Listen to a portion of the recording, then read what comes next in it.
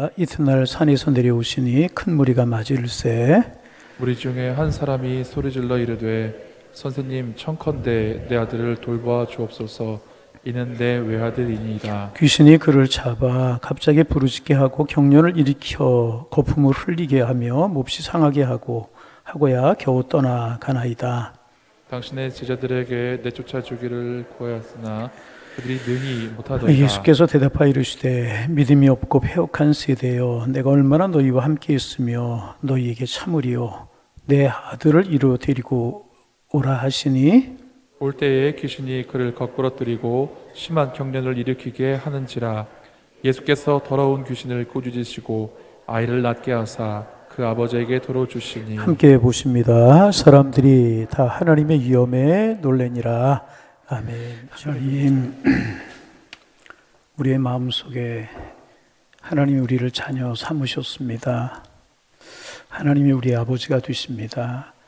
감격과 은혜가 늘 살아있게 하셔서 주님의 영광을 위해 살게 하시고 주님 앞에 살아가는 삶을 살아가는 저희가 되게 하셔서 시간 순간순간이 기쁨이요 은혜요 평안이 될 수 있도록 인도하여 주옵소서. 가정의 달 5일을 지냅니다. 하나님이 세우신 우리들의 가정이 평안하게 든든히 세워져 가게 하셔서 하나님 앞에 영광이요 우리에게 기쁨과 축복이 되게 하시고 많은 사람들의 행복을 주는 우리들의 가정이 될 수 있도록 축복하여 주옵소서. 부모된 우리들 자녀들에게 믿음의 본을 보이며 축복하게 하시고 자녀된 우리들 부모님의 신앙과 믿음을 잘 이어가며 부모님들 건강과 여생을 위해서 기도하는 저희들을 되게 하셔서 하나님의 사랑이 함께하는 가정들 될 수 있도록 주님 축복하여 주옵소서. 주일 지나 3일 동안도 주님의 은혜 가운데 거하게 하시고 이 시간 주님 부르셔서 그 부르심에 응답해서 오늘도 주님 앞에 나와 예배합니다. 이 시간 사랑의 손길로 우리를 어루만져 주시고 우리를 만나 주옵소서. 믿음의 진보가 있고 신앙이 성숙이 이루어지며 주님을 사랑하는 마음이 더해갈 수 있도록 축복하여 주옵소서. 말씀의 은혜가 되게 하시고 속사람이 새로워지는 축복으로 함께하여 주옵소서. 예수님의 이름으로 기도하옵나이다. 아멘. 할렐루야. 예, 지난 시간 예수님께서 이제 한 산에 올라가셔서 그 몸이 영광스럽게 변화되셨다고 해서 그 산을 산이라고 부른다고 했어요.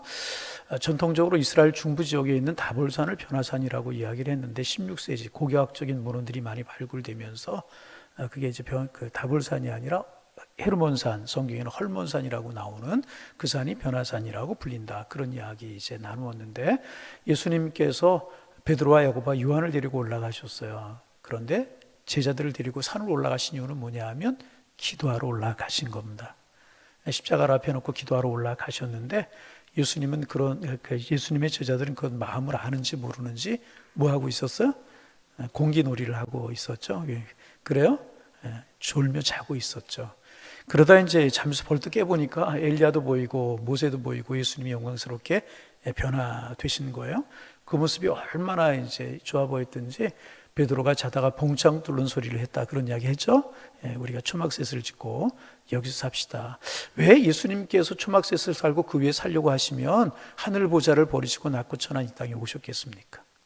우리와 함께 하시고 우리 아픔을 아시고 우리의 죄악됨을 아시고 우리를 사하시고 우리를 용서하시기 위해 하시고 우리를 위해서 이 땅에 오셨는데 예수님께 산 위에 계실 필요가 없었던 것입니다.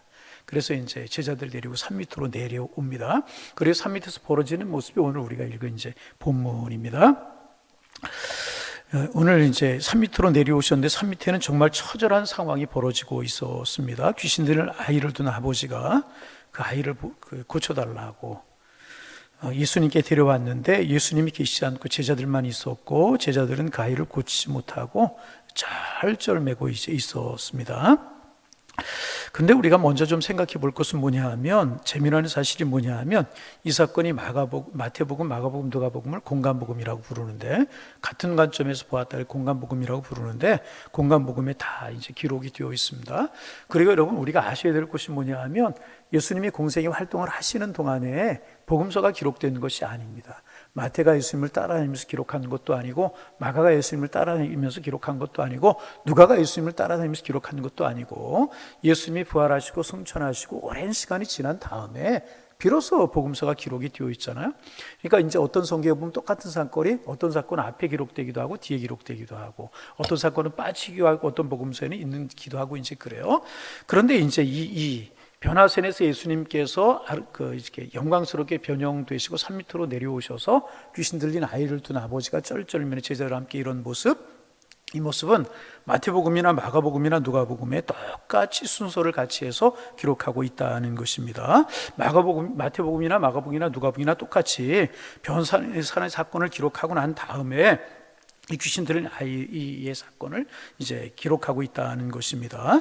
어찌 생각하면 자연스러운 일이라고 이야기할 수 있어요. 예수님께서 변화산에 오르셔서 변형이 되신 다음에 산 밑으로 내려오셨어요. 그러니까 산 밑에서 이런 일이 벌어져 있었고 자연스럽게 이어지는 사건이었기 때문에 마태복음, 마가복음, 누가복음이 그 순서를 따라 기록하고 있는 것이다. 이제 그렇게도 쉽게 생각할 수가 이제 있습니다. 그런데 그것으로 그치는 것만은 아니다라고 하는 생각을 본문을 보면서 하게 이제 됩니다. 이어지는 두 가지 사건을 통하여서 하나님께서 보여주시는 어떤 교훈이 있기 때문이 아닐까. 그래서 각 복음서가 공히 그 순서를 따라 기록하고 있는 것이 아닌가 하는 생각을 이제 하게 이제 되는 것입니다. 그럼 무엇일까? 무엇을 말해주고 싶은 것인가? 그것은 산 위에서의 체험과 산 아래의 모습, 산 아래의 삶의 모습이라는 것입니다. 예수님께서는 산 위에서 모세와 엘리야와 만나셔서 신비한 체험을 하셨습니다. 여러분 가만히 한번 생각해 보세요. 이 모습이 얼마나 이제 신비로운 체험입니까? 구약을 대표하는 두 인물이에요. 구약을 대표하는 두 인물 모세와 엘리야, 그들과 영광스럽게 변형이 되셔서 말씀을 나누셨습니다. 얼마나 신비롭고 영광스러운 사건입니까? 그런데 예수님께서는 그곳에 머물지 아니하시고요, 산 아래로 내려오셨습니다. 반복되는 이야기지만 산 아래에서는 어떤 일이 벌어지고 있었습니까? 귀신이 들렸어요. 그래서 경련을 일으키게 하고 그물을 흘리고 넘어지고 부르짖는 아이가 있는데 그 아버지가 그 아이를 예수님께 데려왔지만은 예수님은 안 계시고 제자들이 고쳐보려고 했지만 고치지 못하는 사건이 지금 벌어지고 있었어요. 당황하고 쩔쩔매고 가슴 아파하고 이런 모습이 벌어지고 있었다는 것입니다. 우리가 이제 몇 주 전에 본 것처럼 누가복음 9장 1절에 이하에 보면 예수님께 제자들을 불러 모으셨어요. 그리고 그들에게 귀신을 제어하고 병 고치는 능력을 주셨어요. 그리고 세상으로 이제 보내셨습니다. 그리고 조금 내려가서 이제 9장 1절이 그거고 9장 6절에 보면 제자들이 나가서 두루 다니면서 복음을 전하는데 귀신이 떠나고 그리고 병자 고치는 모습이 성경에 기록되고 있습니다. 그러니까 이게 무슨 말입니까? 제자들에게 병 고치는 은사가 있었다 없었다?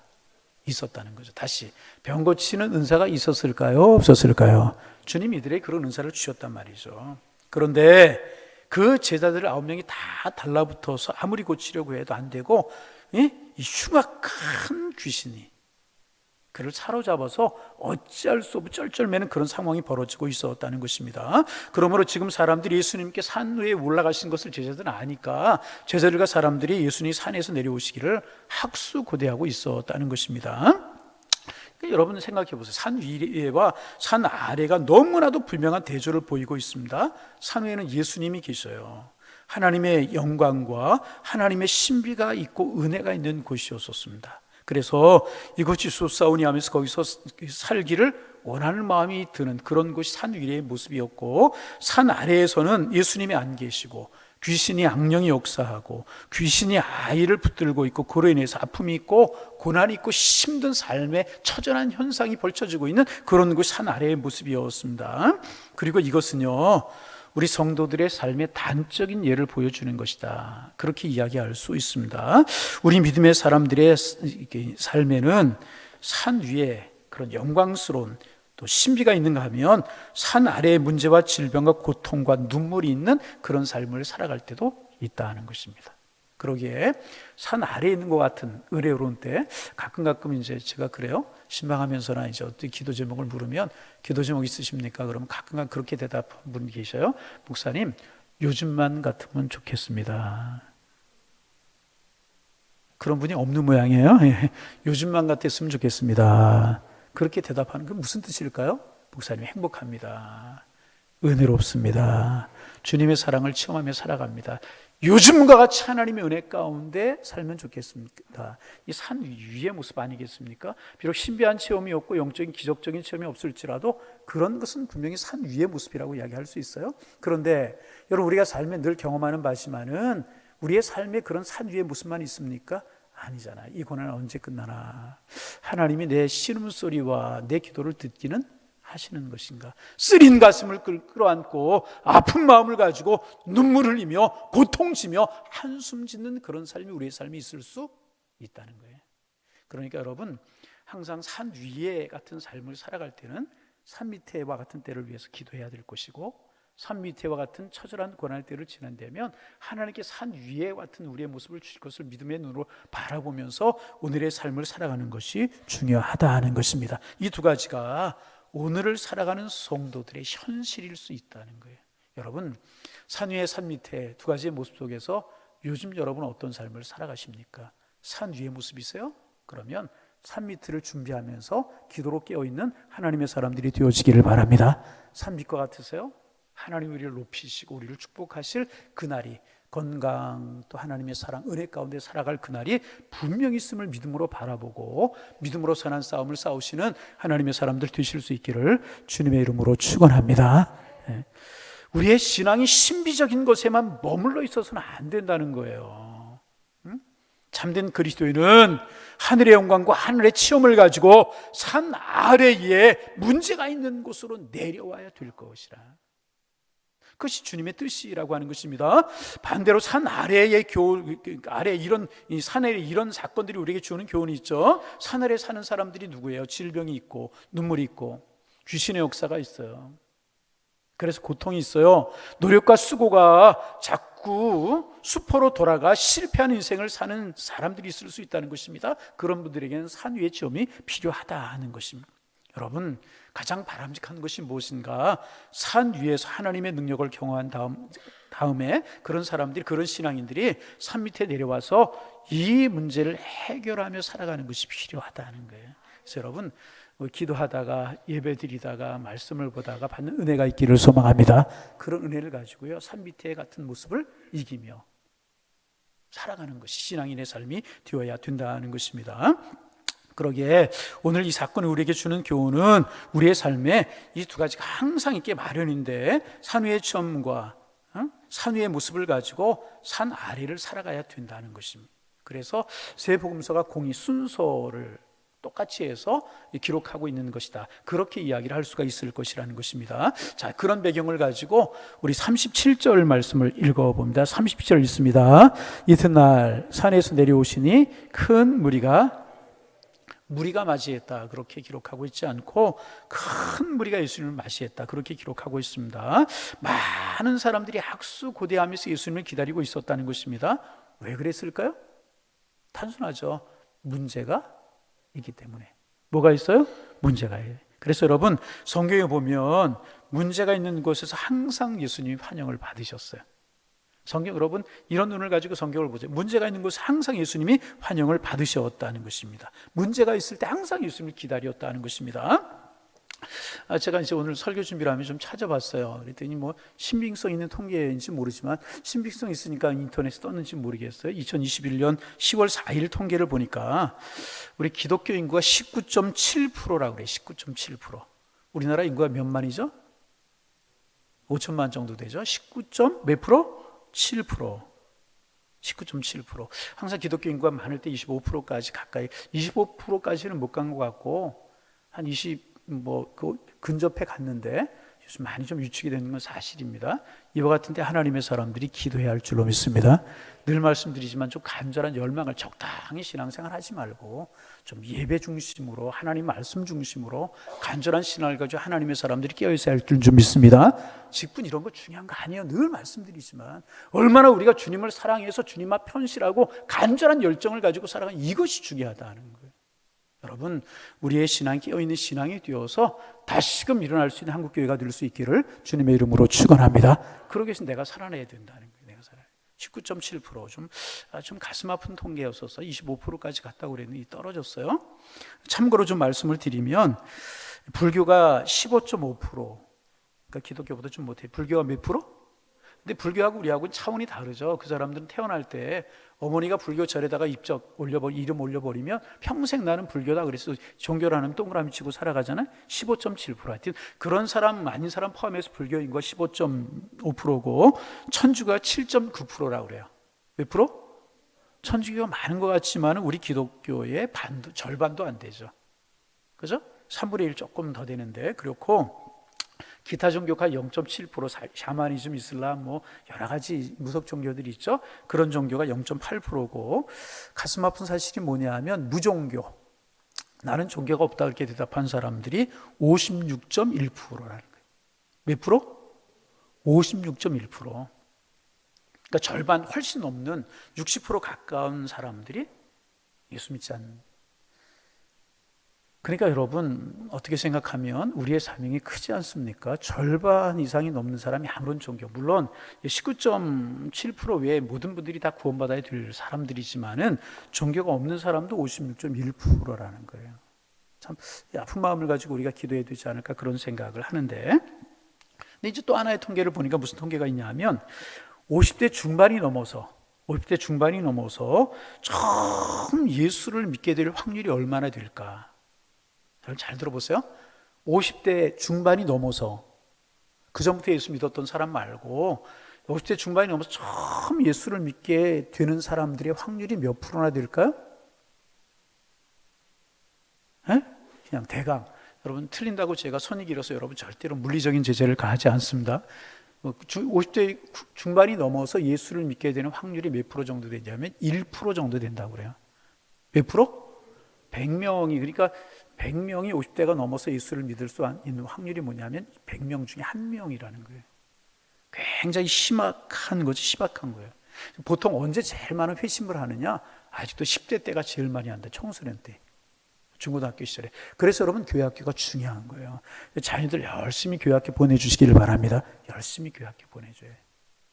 10대가 제일 많다고. 10대 때가 쉽게 받아들이고 은혜 잘 받고 그럴 때 깨끗하고 순수한 마음이 가졌기 때문에 이제 그렇습니다. 그런데 이제 그 50대 중반 이후에 사람들이 1% 정도 예수를 믿게 되는데, 처음으로 그분들이 예수를 믿게 되는 경우가 뭐냐면, 이유가 무엇인가 하면 이런 거래요. 병에 걸리거나, 병에 걸려서 아프거나, 아니면 사업에 실패하거나 부도가 났을 때, 다시 말하면 인생에 큰 문제가 찾아왔을 때 비로소 예수를 믿게 된다는 거예요. 그럼에도 불구하고 1% 정도뿐이 이제 안 된다는 것입니다.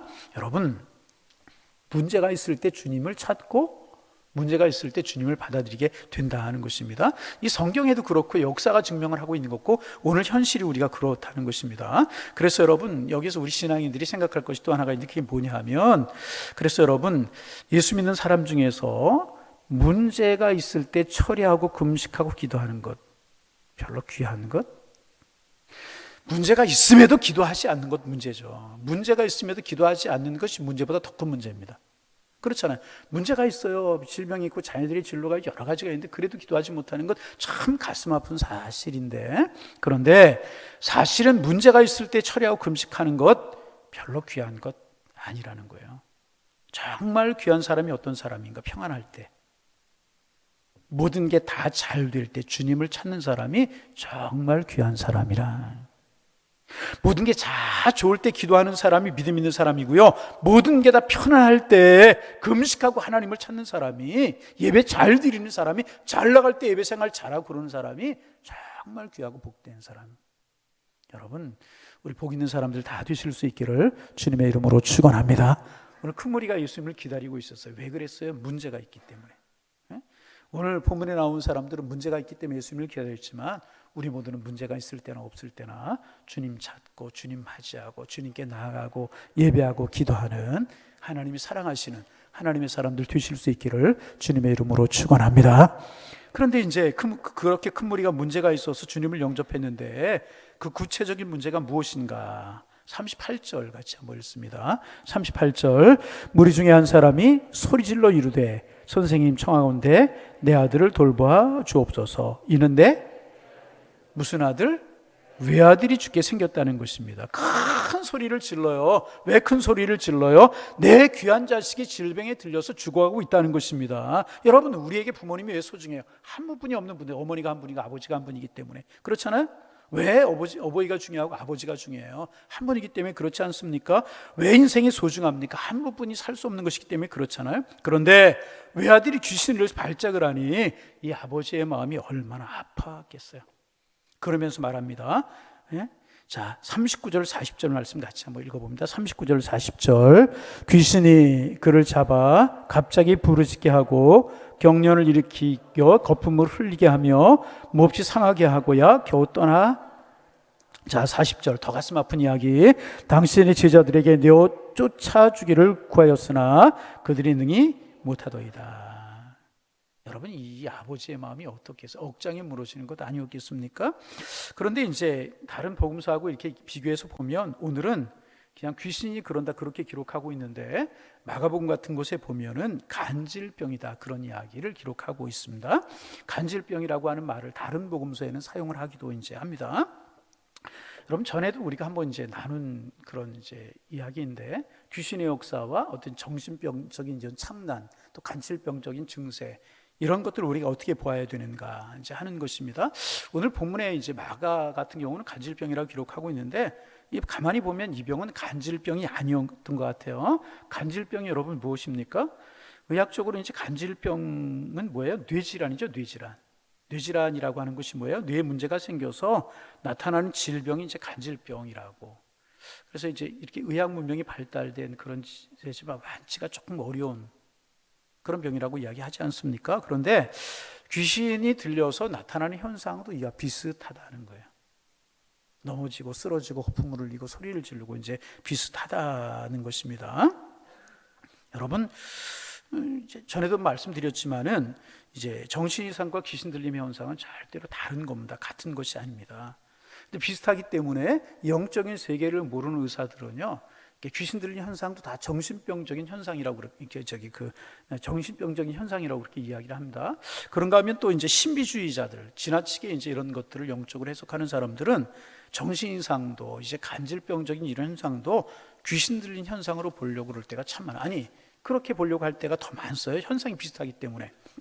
그러나 같은 원인이 아니라는 거예요. 간질병은 정신 이상은 뇌 이상이 온 것이고, 그리고 귀신 들린 현상은 그런 게 이상이 없을지라도 귀신이 들리면 그렇게 나타나게 되는 것이라는 것입니다. 근데 비슷하다는 거, 소리를 지르고 넘어져 발작을 하고 침을 흘리고 비슷하다는 것입니다.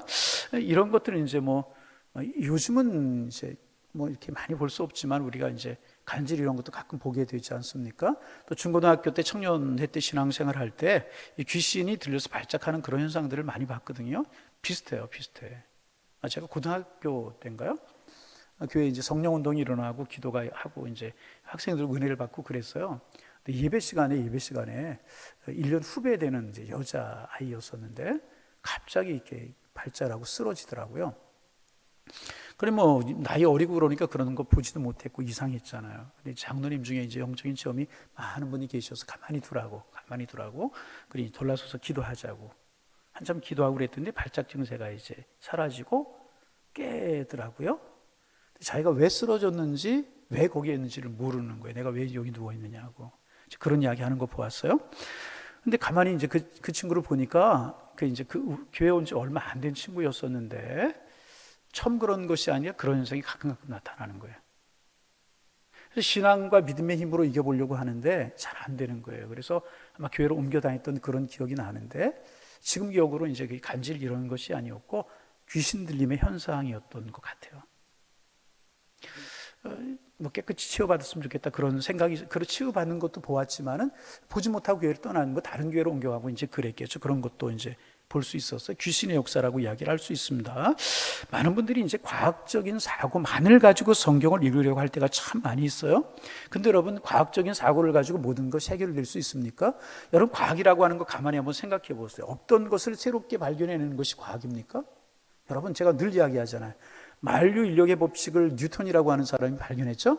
뭘 보고 발견했다고요? 사과 나무에서 떨어지는 것을 보고. 성경보다 그런 건 더 잘 알죠, 그죠? 하여튼 떨어지는 것을 보고 발견했다고 우리 만류 인력의 법칙에다 이름을 붙였어요. 그러면 뉴턴이 만유인력의 법칙을 발견하기 전에는 사고가 위에서 밑으로 안 떨어졌어요? 둥둥둥둥 떠다니고 뭐 아래서 위로 떨어졌어요? 있는 현상을 발견하는 게 과학이잖아요. 아르키메데스가 뭐 목욕탕에 들어가니 물이 이렇게 넘치는 걸 보고 무슨 원리를 발견했다고 그래요? 학교 다닐 때 저보다 공부 잘했던 분들이 별로 없는 거. 그렇잖아요. 그럼 그 전에 안 그랬습니까? 여러분, 과학이라고 하는 것은요, 있는 하나님이 만들어 놓으신 하나의 원리들을 발견해 가는 것이고요. 그렇기 때문에 완전하고 온전하지 못할 때가 참 많이 있잖아요. 여러분, 수천 개의 유성들이 돌아다녀요. 이거 과학적으로 어떻게 설명할 수 있고 질서정연하게 이렇게 하나님이 훅 한번 부르시고 하나님이 손 한번 놓으시면 모든 것들이 엉망이 될 수밖에 없잖아요. 코로나 통해서도 우리가 보았고요. 뭐 이렇게 태풍이라는 이런 것들을 통해서 우리가 볼 수 있지 않습니까? 그러게 우리는 늘 기억해야 될 것은 뭐냐 하면 항상 두 가지를 기억할 수 있어야 돼요. 영적인 현상이 반드시 있다. 귀신 들림 현상이 반드시 있다. 전에 말씀드렸죠. 요즘에 와서는 10건 그러면 1건 내지 2건. 2건까지도 안 되는 거야. 영적인 현상이 틀림이 없습니다. 그러기에 영적인 현상으로도 볼 수 있어야 되고, 또 이것이 뭐 그런 현상만 있으면 전부 다 영적인 현상으로만 보려고 하는 사람들이 있어요. 아니라는 거죠. 의학적인 발달로 인해서 많은 것을 얻을 수 있으니까 치료도 받고, 그러기에 어떤 것이 가장 바람직한 것이냐? 병원 치료도 받고 영적인 치료도 하고 기도도 하고 그런 것이 가장 바람직한 거라는 것입니다. 그래서 분명한 것은 뭐냐 하면 영적으로도 이런 일이 있을 수 있다는 사실을 이제 우리가 믿을 수 있어야 되는 겁니다. 그래서 내가 믿지 못하는 것, 내 믿음이 없기 때문이지 성경이 거짓이기 때문이 아니라는 것입니다. 내가 이해하지 못하는 것은요, 내 지식이 모자라서 이해하지 못하는 것이지 성경이 잘못되거나 영적인 진리가 잘못돼서 그런 것은 아니라는 것입니다. 항상 우리는 열린 눈을 가지고 성경을 볼 수 있고 믿음의 눈을 가지고 볼 수 있어야 돼. 이런 믿음 가지실 수 있기를 바랍니다. 그래서 하여튼 이런 현상이 있었어요. 귀신이 그를 심하게 넘어지게 하고 소리도 지르게 하고 막 그러는 겁니다. 그런데 이제 예수님의 제자들을 내어주지 못하셨어요. 그러자 예수님이 말씀하시요 41절 말씀 읽어봅니다. 자, 41절 예수께서 대답하여 이르시되 믿음이 없고 패역한 세대여. 뭐라고 말씀하세요? 믿음이 없고 패역한 세대여. 내가 얼마나 너희 함께 있으며 너희에게 참으리요 내 아들을 이로 데리고 오라 하시니. 오라. 예수님께서 마음이 참 힘드셨죠. 왜 그러셨을까요? 서두에도 말씀드렸던 것처럼 이 9장에 보면 예수님께서 제자들을 세상으로 내어보내실 때 귀신을 제어할 수 있는 능력과 병 고치는 권세를 주셨잖아요. 그런데 이들이 하지 못하고 쩔쩔매는 것을 보시고 예수님 말씀하신 거예요. 믿음이 없고 패역한 세대여, 내가 얼마나 너희와 함께 있으며 너희에게 참으리요. 내가 너희들에게 능력 주지 않았느냐? 귀신도 제어하고 병 고칠 수 있는 권세도 주지 않았느냐? 그런 너희가 믿음이 없어 이렇게 못하는구나. 예수님의 마음이 힘드셨던 거죠. 그리고 이제 이로 데려오라. 그러자 42절 봅니다. 올 때에 누가 오는 것을 말하는 거예요. 그 아이를 데리고 오는 거예요. 그러자 귀신이 어떻게 해요? 그를 거꾸로 때리고 심한 경련을 일으켜 하는지라 그랬어요. 여러분 보세요. 예수님이 오시자 예수님께 가까이 귀신 들린 아이가 오자 발작을 일으키는 거예요. 누가 그러는 거예요? 귀신이. 왜 그랬을까요? 왜 그랬을까? 귀신이 둘이었던 거죠. 예수님이 누구예요? 하나님의 아들. 예수님이 누구예요? 전능하신 하나님. 예수님이 누구예요? 천하 만민 중에 더 큰 이가 없는 존귀한 주님이 그 앞에 서 있는 것을 보고 귀신이 두려웠던 것이라는. 여러분, 우리가 믿는 분은 시시한 분 결코 아니에요. 우리가 믿는 예수님 아무것도 아닌 분이 아니라는 거예요. 우주 만물을 주관하시고 모든 영권을 붙들고 계시는 살아계신 하나님이신 줄로 믿습니다. 귀신이 두려워서 막 발작을 일으키게 하고 그러는. 여러분, 이 하나님, 여러분의 하나님, 저의 하나님이심을 믿으실 수 있기를 바랍니다. 그렇죠? 귀신이 막 발작을 일으키고 이제 그러는 거예요. 그러자 예수님께서 뭐라고 말씀하시는가? 더러운 귀신을 꾸짖으시고 어떻게 해요? 꾸짖어. 아이를 낳게 하사 그 아버지에게 도로 주시니 그랬어요. 여러분, 귀신을 쫓는 방법이 뭐라고요? 꾸짖는 거예요. 꾸짖는 게 뭐예요? 야단치는 거예요. 하나님의 말씀으로 엄히 경계하는 것입니다. 이게 예수님께서 우리에게 보여주신 이제 그런 방법입니다. 그래서 이제 귀신 들린 현상을 보면 여러분 두려워하지 마시기를 바라고, 예수님의 이름으로 어떻게 하는 거예요? 야, 내가 내 이름으로 명하니 너 나가줄래? 그러는 게 아니고요. 예수의 이름으로 명하노니 나가라, 이렇게 명령하는 거예요. 그러면 예수 이름 앞에 귀신은 무릎 꿇게 되어 있고 쫓겨나가게 되어 있고 물러가게 되어 있는 것이라. 할렐루야. 네. 할렐루야. 틀림없이 그래요. 우리 속에 누가 계셔요? 성령이 계시잖아요. 성령이 누구예요? 예수님의 영이잖아요. 그런데 마귀는요, 우리 속에 예수님의 영이 있는 것을 안단 말이죠. 그리고 우리는 꾸짖기만 하면 떠나갈 줄로 믿습니다. 두려워할 존재가 아니라 대적하고 쫓아낼 존재라는 것입니다. 그런데 이제 마태복음과 마가복음에 보면 예수님께서 이제 각각 다른 진단을 하고 계시는 것을 볼 수 있어요. 같은 사건이 마태복음에도 있고 마가복음에도 있다고 말씀을 드렸잖아요. 마태복음 17장 14절 이하에 기록되어 있고 마가복음에는 9장 14절 이하에 기록되어 있는데, 마태복음에 보면 너희가 믿음이 없기 때문에 귀신을 쫓아내지 못한 것이다, 그렇게 말씀하고 계세요. 제자들이 예수님께 물어요. 선생님은 하시는데 왜 우리는 못했습니까? 그러자 마태복음에 보면 너희의 믿음이 부족하기 때문이다, 그렇게 말씀하셨고요. 마가복음에 보면 너의 기도가 부족하기 때문이다, 그렇게 말씀하셨어요. 그래서 이렇게 말씀하시죠. 기도 외에 다른 것으로는 이런 유가 나아갈 수 없다. 다시, 기도 외에 다른 것으로는 이런 유가 나아갈 수 있다 없다. 기도해야 된다는 거예요. 마태복음에서는 믿음을 말씀하시고 마가복음에도 믿음을 말씀하셨어요. 앞부분에 보면 뒤에서는 이제 기도를 말씀하시죠. 여러분, 그렇습니다. 우리가 악한 영에 맞서는요, 두 가지 무기가 있어요. 다시, 악한 영에 맞서는 두 가지 무기가 있어요. 무엇인가? 믿음과 기도라는 거예요. 다시 말하면 흔들리지 않는 믿음과 강력한 기도, 이것이 악한 영에 맞서는 무기라는 거죠. 악한 영에 맞서는 무기다. 이제 우리가 코로나 전에 수요일마다 이제 오전 10시 반에 모였나요? 10시에 모였나요? 모여서 전도대원들이 각 교구별로 나와서 이제 같이 기도하고 말씀 보고 묵상하고 기도하고 이제 전도하러 나가서 전도하고 1시 들어와서 식사하고 헤어지고 이제 그랬는데, 코로나 시작되면서 이제까지 한 2년 반 정도 이제 전도하는 일을 못 하고 있어요. 조금 지난 다음에 다시 이제 전도 이제 수혜를 하는 거 회복하려고 하는데, 시간이 허락하시는 분들 좀 많이 나오시기를 바랍니다. 예. 자, 많이 나오시기를 바랍니다. 이제 아멘이 제일 많이 안 나오는 게 언제냐면 이제 전도하자, 기도하자 이러면 이제 나와서 우리 함께 좀 전도하기를 원하는데, 그런데 그냥 모여서 나가면 되는데 그 시간에 왜 제가 말씀 보고 기도하고 함께 기도하고 나가자고 그러는가? 여러분, 전도라고 하는 것이 무엇입니까? 악한 영, 세상에 묶여있는 영혼을 주님의 영으로 풀어서 주님께로 인도하는 것, 성령으로 풀어서 주님께로 인도하는 거예요. 그런데 여러분, 그게 풀리는 것이 쉽게 되나요? 아니죠. 하나님이 하셔야 된다는 거죠. 그래서 늘 기도하고 우리가 나가기를 원한다는 거죠. 그래서 여러분, 이 믿음과 기도라고 하는 것이 참 중요합니다. 늘 믿음 가지고 기도하고, 그러면 어떤 악한 마귀가 우리를 공격할지라도 우리는 능히 물려치고 견고한 진이 파해지고 하나님의 이름이 존귀함을 받으시고 하나님의 능력이 나타날 줄로 믿습니다. 믿음과 기도가 이런 유를 나가게 귀신의 권세를 끌고요 제어할 수 있게 해주는 능력이라고 하는 사실을 우리에게 말씀해 주고 계시는 거예요. 여러분, 늘 강한 믿음과 강력한 기도, 여러분의 강한 무기가 되실 수 있기를 소망합니다.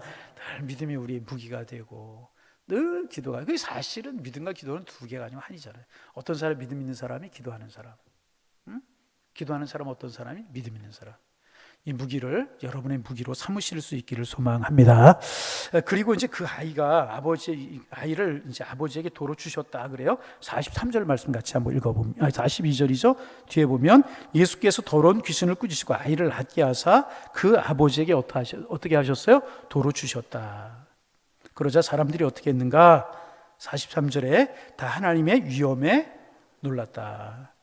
하나님께 영광을 돌렸다는 거죠. 어려운 일이지만 이 일로 하나님께 영광이 돌아갔다 하는 것입니다. 자, 이제 본문을 조금만 정리해보고 말씀을 좀 마치려고 합니다. 본문을 보면 여러 종류의 사람들이 나와요. 첫째는 어떤 사람이 나오냐 하면 귀신 들린 소년이 나와요. 자, 첫째 누구? 귀신 들린 소년. 두 번째는 누굴까요? 그 귀신 들린 아이를 바라보면서 안타까워하는 아버지. 그리고 누가 있어요? 좀 고쳐보려고 해도 고치지 못하는, 있어 당황하는 제자들. 그리고 또 누가 있을까요? 예수님이 일을 어떻게 하나, 잘하나 못하나 비판거리를 찾는, 비판거리를 찾는 서기관들이 있었어요. 그 다섯 번째는 뭐냐 하면 구경하고 떠드는 군중들이 있었어요. 그죠? 뭐 예수님 말고도 이제 이런 사람들이 있었습니다. 그런데 이것이 바로 예수님 없는 세상의 모습이라는 거예요. 예수님이 산에서 내려오시기 전까지 이들의 모습이었잖아. 소년, 어? 인생의 문제를 끌어안고 힘들어하고 지쳐있고 상해 있는 소년. 두 번째는 어떤 사람?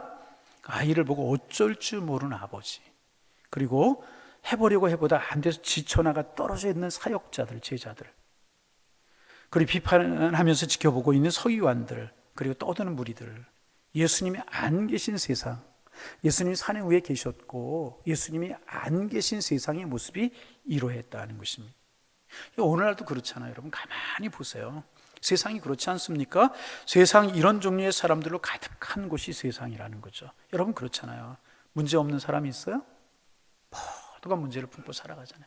소년이 귀신 들렸던 것처럼, 간질병으로 쓰러졌던 것처럼 문제를 끌어안고, 가정의 문제든 부부의 문제든 물질의 문제든 질병의 문제를 안고 살아간단 말이죠. 그리고 그를 바라보며 안타까워하는 가족들, 주변의 사람들.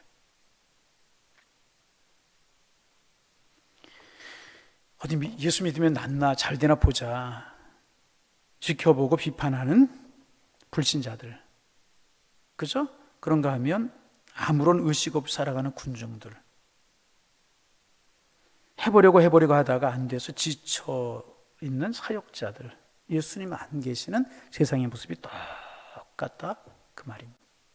그러면 이런 세상 어떻게 해야 될 것인가? 우리 예수님 산에서 내려오시는 일은 없잖아요. 이런 세상 어떻게 할 것인가? 방법은 한 가지. 오늘 우리가 영적인 체험을 갖는 것이라는 거예요. 우리의 마음속에 계시는 예수님, 그 예수님이 주신 영적인 체험을 갖는 거예요. 그 영적인 체험을 가진 우리가, 예수님과 함께하는 우리가, 예수님께 쉬운 말로 우리가 하는 이야기로 하면 은혜 받은 우리가 이 체험과 은혜를 가지고 산 아래로 내려가는 거예요. 산 아래가 어떤 모습입니까? 예수님 없이 살아가는 이런 사람들, 이런 사람들 속으로 우리가 들어가는 것입니다. 그리고 예수님의 이름으로 고쳐주고 싸매주고 예수의 이름을 증거하고 하나님의 영광을 나타내주고 주님과 함께 더불어 이런 사명을 우리가 해야 될 것이라. 여러분, 교회가 왜 중요하다고 우리가 말씀을 드려요? 예수님께서 이 땅에 오셔서 많은 일들을 하셨지만 그런 일을 종합하면 마태복음 4장 23절에 나와 있는 것처럼 천국 복음을 전하시고 가르치시고 병든 것과 약한 것을 고치셨어요. 그러다 예수님 십자가에 죽으시고 부활하시고 승천하셨잖아요. 승천하시고 성령을 보내서 교회들을 세우셨어요. 그리고 예수님이 하셨던 일을 교회들에게 맡기셨다는 거죠. 그래서 우리가 주님의 남은 사역이라고 그래요. 그 주님이 이 땅에 하셨던 그 사역을 물려받은 공동체가 어디냐 하면 교회라는 거예요. 교회가 누구예요? 우리라는 거죠. 그런데 그 초대교회가 어떻게 할 때 그 사명을 감당할 수 있었어요? 성령이 함께 하시고 성령의 능력을 체험하고 뜨거운 간증이 있을 때 그런 사명을 감당할 수 있었다는 거죠. 예수님이 이 땅에 안 계시지만 예수님의 영이 우리와 함께 하신다는 거죠. 이 주님의 영과 함께 여러분 은혜 받은 은혜의 감격을 가지고 세상으로 돌아가서 예수님이 감당하셨던 이 사역을 감당하며 살아가는 하나님의 사람들 되시기를 주님의 이름으로 축원합니다. 우리가 그 사역을 감당해요. 우리가 예수님 떠나셨는데 없는데 세상은 그대로 있단 말이죠. 그 사역을 주님께서 우리에게 주셨고 그래서 교회를 세우시고 우리를 통해서 그 일을 이루어 가시기를 원하신다는 거죠. 그래서 여러분 은혜 사모하실 수 있기를 바랍니다. 왜 은혜 사모해야 되는가? 우리도 은혜 받고 능력 있는 그리스도인의 삶을 살아야 되지만 우리가 은혜 받아야 이런 세상을 우리가 변화시킬 수 있다는 거죠. 예수님 없는 세상은 그때나 지금이나 똑같아요. 문제 가진 사람들, 문제를 지켜보는 사람들, 비웃는 사람들, 지쳐 떨어져 있는 사역자들, 이런 사람들이 만연되어 있는 세상이 그때나 지금이나 마찬가지라는 거예요. 주님 안 계셔요. 어떻게 해요? 우리가 은혜 받고 영적인 체험을 하고 살아있는 믿음을 소유해서 이런 세상을 예수님이 바꾸셨잖아요. 그 문제를 치료하셨잖아요. 그 문제를 해결하셨잖아요. 그 자리에 기쁨으로 바뀌고 소망과 희망으로 채워지는 이런 일이 있었잖아요. 하나님의 사람들에게 이런 사역을 맡기셨다는 거예요. 여러분, 그래서 우리가 은혜 사모해야 돼요. 성령의 능력을 사모해야 될 것이라는, 여러분 은혜 받으시기를 바랍니다. 성령으로 충만하시기를 바랍니다. 늘 성령으로 충만하고 은혜에 충만해요. 그래서 우리는 이런 변화시키는 사역, 주님의 남은 사역을 감당하는 하나님의 사람들과 하나님이 왜 그리스도인들이 존재해? 물론 여러분 늘 말씀드리잖아요. 우리가 믿음이 필요한 이유가 뭐라고요? 믿음이 왜? 얼마 전에 우리가 피택자 교육하면서도 얘기했는데 우리가 왜 믿음이 필요합니까? 믿음이 필요한 이유는 두 가지. 하나는 나를 위해서 필요하고요. 하나는 하나님을 위해서 필요한 거예요. 믿음이 왜 필요한 이유, 나를 위해서 필요한 이유는 뭐냐? 요한복음 3장 16절이에요. 하나님이 세상을 이처럼 사랑하사 독생자를 주셨으니 이는 저를 어떻게 하는 자마다? 믿는 자마다 멸망치 않고 영생을 얻게 하려. 우리가 믿음은 영생을 얻기 때문에 우리가 믿음을 가져. 또 두 번째는 뭐냐? 히브리서 11장 6절이에요. 믿음이 없이는 하나님을 기쁘시게 못한다. 믿음이 필요한 이유는 하나님의 영광을 위해서 그렇단 말이죠. 우리 이미 영생 얻었어요. 구원받았어요. 천국을 우리의 유업으로 얻었어요. 우리 하나님의 자녀가 되었어요. 믿으시면 아멘. 이렇게 하나님의 자녀된 우리가 어떻게 하나님의 영광을 위해서 살아야 되잖아요. 하나님 기쁘시게 하는 삶을 살아야 되잖아요. 그게 무엇입니까? 하나님의 남은 사역을 이루어가야 된다는 은혜 받아서 세상 속으로 들어가서 변화시키고 치유하고 하나님의 사람 만들고, 그래서 우리는 은혜 받고요, 우리는 성령으로 충만해야 될 것이라. 그래서 이런 사역 잘 감당하시며 하나님을 영화롭게 하고 멋있는 신앙인의 삶을 살아가는 하나님의 사람들 다 되실 수 있기를 주님의 이름으로 축원합니다. 25% 가까이 갔는데 19.7%로 내려왔어요. 간절함이 회복이 되었고 우리가 은혜 받아서 다시금 25% 30% 믿는 사람 늘려가야 될 책임이 우리에게 있고, 하나님이 가장 원하시는 일이 이거라는 거죠. 우리의 힘으로 돼요? 안 된다. 산 위에 체험이 있어야 되는 거예요. 은혜 받고 성령 받고 기쁨으로 살고, 그래서 이 남은 사역을 감당해가는 하나님의 사람들, 산 위에 멋있는 삶을 살아가는 하나님의 사람들 되시기를 주님의 이름으로 축원합니다. 축원합니다. 기도하겠습니다. 하나님, 산 위에 있을 때 산 아래를 생각하며 산 아래에 있을 때 산 위를 생각하는 믿음 갖게 하셔서 어느 곳에 있든지 우리 축복과 감사 속에 살아가고 변화시키며 살아가는 저희들의 삶이 되게 하여 주옵소서. 예수님 없는 세상의 모습은 똑같이 혼란스러운 건데, 예수님 믿는 우리가, 예수님 체험한 우리가, 성령을 소유한 우리가 하나님 세상 속에 들어가 세상을 예수님처럼 변화시킬 수 있는 저희가 될 수 있도록 축복하여 주옵소서. 우리 교회가 주님의 남은 사역을 신실하게 감당하는 교회가 되게 하시고 우리가 그 일원이 될 수 있도록 축복하여 주셔서 주님 앞에 기쁨이 되며 주님 앞에 영광이 되며 우리에게 복이 될 수 있도록 축복하여 주옵소서. 주님, 그러기에 간구합니다. 은혜 주옵소서. 성령으로 저희들을 충만케 하여 주옵소서. 예수님의 이름으로 기도하옵나이다.